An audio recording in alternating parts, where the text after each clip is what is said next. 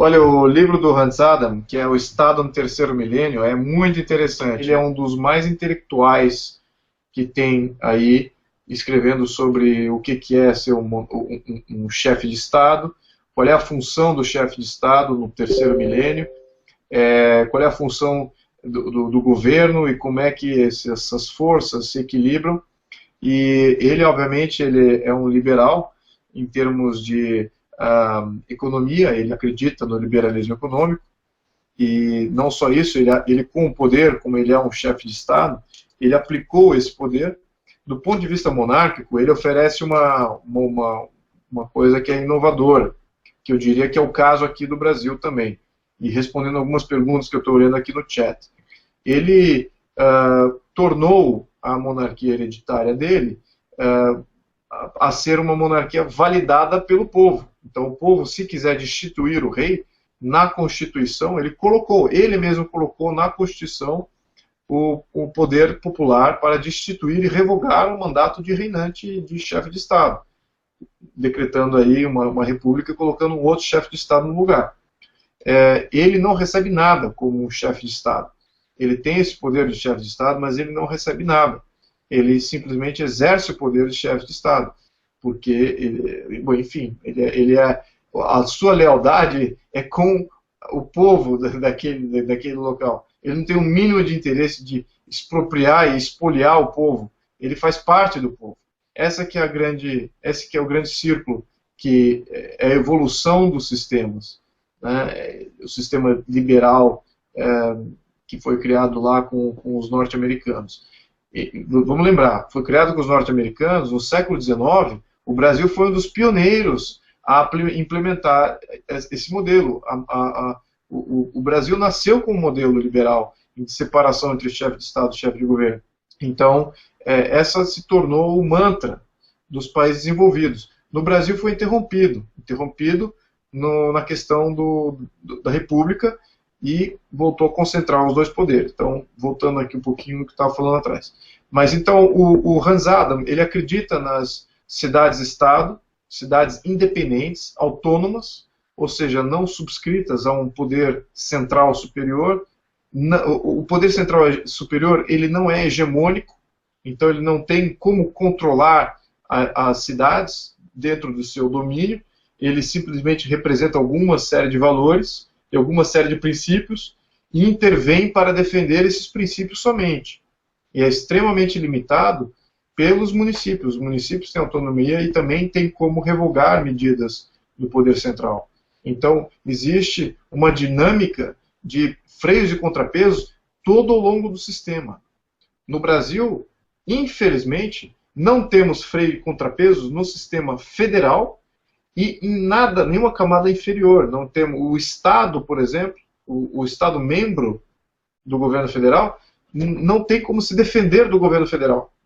E as cidades não têm como se defender também do governo federal, do governo do Estado, e as famílias não têm como se defender de nenhum órgão do governo. Elas são impositivas. Aqui no Brasil, qualquer medida que se passa em Brasília, você é obrigado a defender, obrigado a fazer. Ao passo que em Liechtenstein você tem a prerrogativa de revogar uma série de medidas. Porque lá o que prevalece é um sistema que chama-se democracia direta.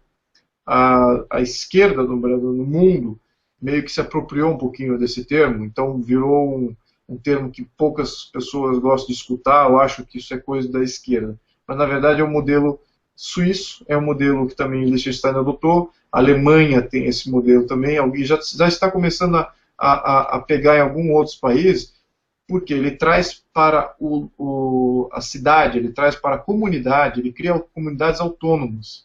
Então todo o poder tributário, imagina o seguinte, olhe a sua volta agora, você que está nos assistindo agora, olhe para fora da janela da sua casa e pergunte a si mesmo, aonde está o governo federal em tudo isso que eu estou vendo?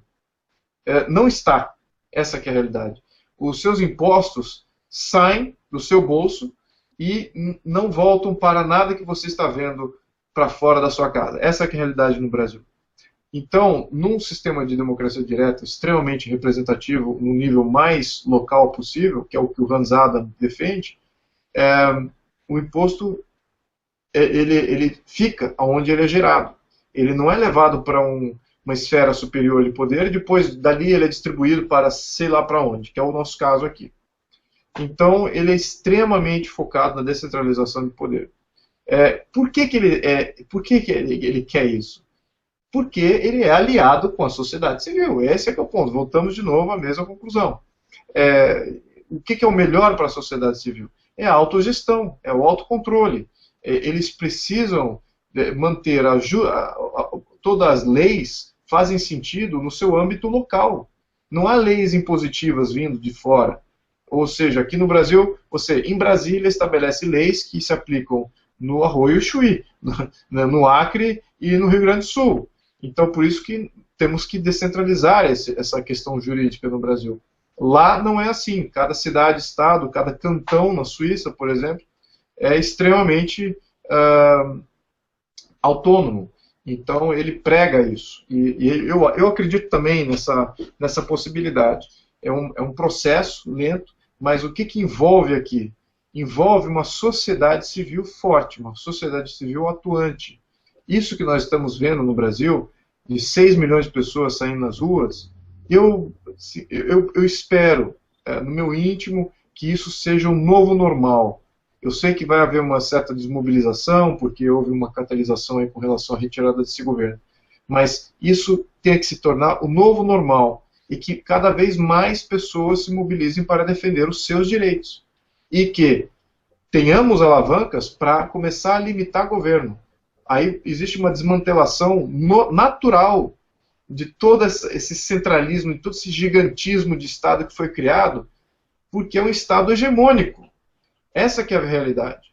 Então, por que ele tem o interesse de não ter hegemonia, de não criar esferas superiores de poder? Porque as esferas superiores de poder é que querem hegemonia. Quando você traz para baixo, você descentraliza, você fragmenta o poder, é muito difícil você controlar tudo.